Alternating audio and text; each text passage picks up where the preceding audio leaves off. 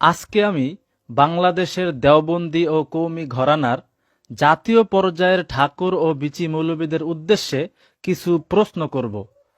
আমার প্রশ্নগুলোর জবাব দেওয়ার জন্য তাদেরকে কেয়ামত পর্যন্ত টাইম দেওয়া হবে। তাদের যদি সৎ সাহস থাকে, আশা করি তারা আমার প্রশ্নগুলোর সহি জবাব দিবে।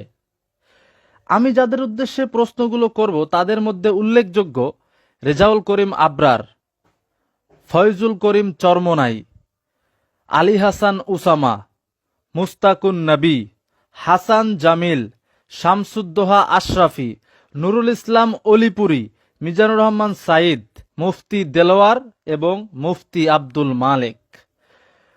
উল্লেখযোগ্য এসব ঠাকুর ও বিচিদের উদ্দেশ্যে আমার প্রশ্নগুলো থাকবে। এবার আসি মূল কথায়। আপনারা জানেন এখন মাহফিলের সিজন শুরু হয়ে গেছে। সচরাচর আমাদের দেশে শীতকালে সব জায়গায় ওয়াজ মাহফিল হয়।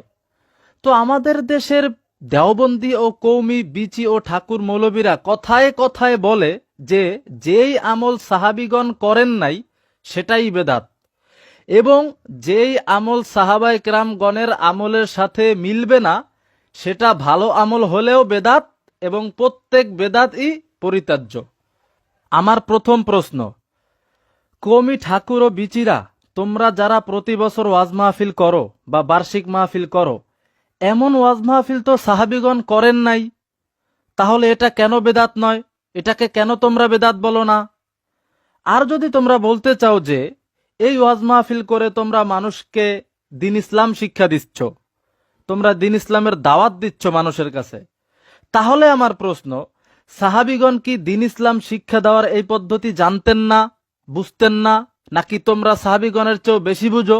নাউজুবিল্লাহ।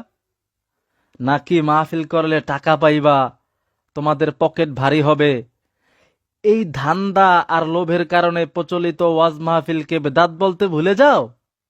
তাহলে কি তোমাদের নীতি এটাই যে টাকা আছে যেখানে তোমরা আছো সেখানে, টাকা নাই যেখানে বেদাত বলো সেখানে? আমার দ্বিতীয় প্রশ্ন, তোমরা যে কওমি নামের মাদ্রাসায় পড়ে পড়ে মৌলবী হইছ, সাহাবিগণ তো এমন ভাবে মাদ্রাসায় পড়েন নাই, তাহলে কওমি মাদ্রাসায় পড়া বেদাত, এটাকে কেন তোমরা বেদাত বলো না? আর যদি তোমরা বলতে চাও যে আলেম হওয়া বা ইলমে দিন শিখার জন্য মাদ্রাসায় পড়ো তোমরা, তাহলে আমার প্রশ্ন, সাহাবী ও তাবিনগণ কি বুঝতেন না যে মাদ্রাসায় পড়ে আলেম হতে হবে? নাকি তোমরা সাহাবী ও তাবিনগণের চেয়েও বেশি বুঝো কিভাবে আলেম হতে হবে? নাউজুবিল্লাহ। সরাসরি কোরআন ও সহিহ হাদিস থেকে আমার প্রশ্নগুলোর জবাব দিবা। ওই আন্তাজে খোরা যুক্তি মন গড়া ব্যাখ্যা দিবা তা চলবে না। মন গড়া যুক্তি আর খোরা অপব্যাখ্যা দিলে থাপড়ায় কানমান ফাড়া এলাম। কোরআন সুন্নাহ থেকে দলিল দিতে হবে। আমার তৃতীয় প্রশ্ন, তোমরা দেওবন্দি কওমিরা প্রতি বছর খাতনে বুখারী নামে অনুষ্ঠান করো, এমন অনুষ্ঠান সাহাবিগণ করেন নাই, তাহলে এটা কেন বেদাত নয়? নাকি তোমরা বলতে চাও সাহাবিগণ বুঝতেন না যে হাদিসের কিতাবের নামে প্রতি বছর এমন অনুষ্ঠান করতে হয়? সাহাবায়ে কেরাম বুঝতেন না যে প্রতি বছর হাদিস গ্রন্থের নামে অনুষ্ঠান করতে হয়, তোমরা বুঝে গেছো, তোমরা সাহাবায়ে কেরামগণের চেয়েও বেশি বুঝো? নাউজুবিল্লাহ। আন্তাজে চাপা মারলে কিন্তু হবে না, সহি দলিল সহ উত্তর দিতে হবে। চতুর্থ প্রশ্ন, তোমরা কওমিরা যে রাস্তায় রাস্তায় এবং মানুষের কাছে গিয়ে মাদ্রাসার জন্য ভিক্ষা চাও বা চামড়া কালেকশন করো, নাউজুবিল্লাহ, এমন কাজ তো সাহাবিগণের আদর্শ বিরোধী কাজ, সুন্নাত বিরোধী কাজ। এত বড় বেদাত পালন করো তোমরা, আর এই বিদাতের বিরুদ্ধে তো জীবনেও বলো না। কথায় কথায় শুনি তোমরা বলো যে তাবাররুক হিসাবে জিলাপি খাওয়া, সিন্নি খাওয়া বেদাত, আর তোমরা যে এমন ভাবে ভিক্ষা করো সেটা জায়েজ। কি উত্তর দাও, আমি আশায় থাকলাম।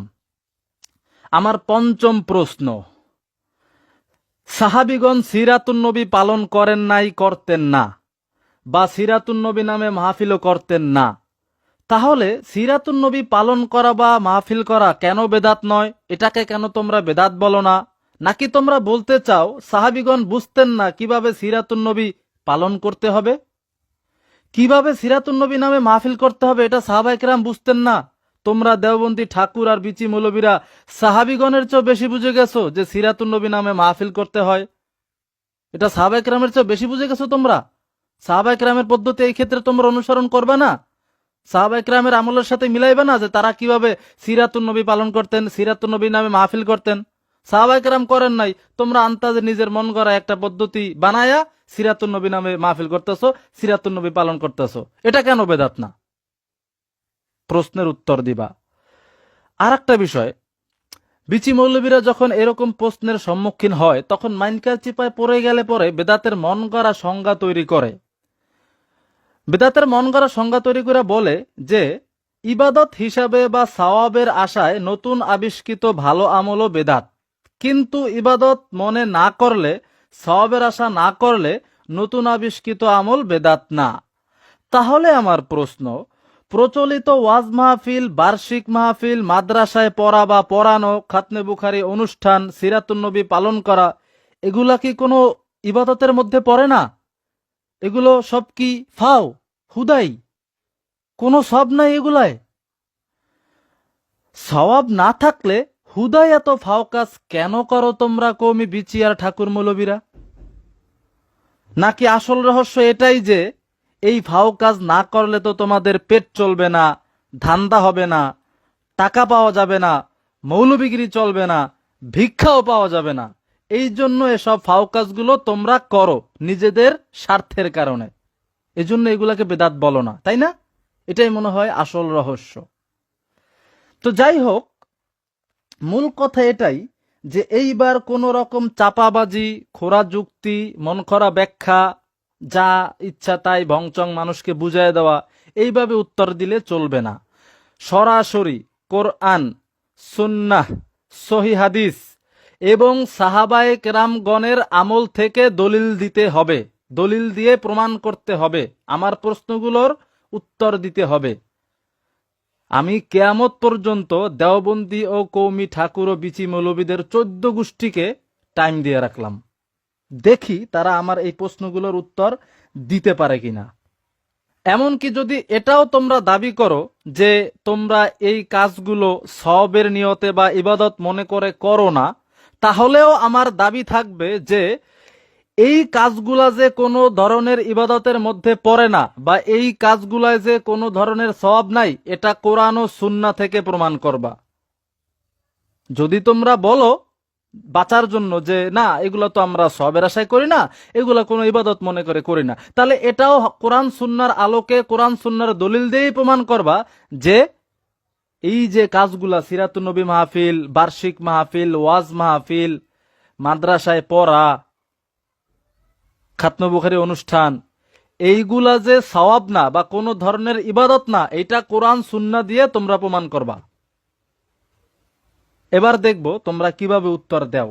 আজকের মতো এতটুকুই রাখলাম, আগামী ভিডিওতে আরো কিছু প্রশ্ন রাখবো ইনশাল্লাহ। দেখি যে আমাদের দেশের দেওবন্দি, কৌমি, বিচি আর ঠাকুর মৌলবী যারা কথায় কথায় বেদাত বেদাত বেদাত বলে, তারা আমার এই প্রশ্নগুলোর কি জবাব দেয় এবং তারা তাদের এই বেদাতগুলোকে কিভাবে জায়েজ প্রমাণ করে সেটা আমি দেখব। শেষে আবারও বলতেছি, আমার প্রত্যেকটা প্রশ্নের জবাব সরাসরি কোরআন, সুন্নাহ, সহিহ হাদিস এবং সাহাবায়ে কেরামগণের আমল থেকে দিতে হবে, এর বাইরে দেওয়া যাবে না। মন গড়া যুক্তি, খোরা যুক্তি, অপব্যাখ্যা এইসব যদি দেও তাহলে থাপড়ায় কানমান ফাড়াই দেব। হ্যাঁ, এখন অনেকে বলবে কেন থাপড়ানোর কথা কেন বললাম? কোরআন হাদিসের বিষয়, ইসলামিক বিষয় নিয়ে তোমরা মন গড়া চাপা মারবা, খোরা যুক্তি দিবা, তা আমি থাপড়ার মধ্যে আদর করবো? ইসলামের প্রত্যেকটা বিষয় প্রমাণ করতে হবে কোরআন ও সুন্নাহর আলোকে, কোরআন সুন্নাহর দলিল দিয়ে। সুতরাং এর বাইরে কোনো কারো মন গড়া চাপা, খোরা যুক্তি, বস্তা বসা যুক্তি চলবে না। বস্তা বসা যুক্তি দিয়া যদি কিছু বলতে আসো তাহলে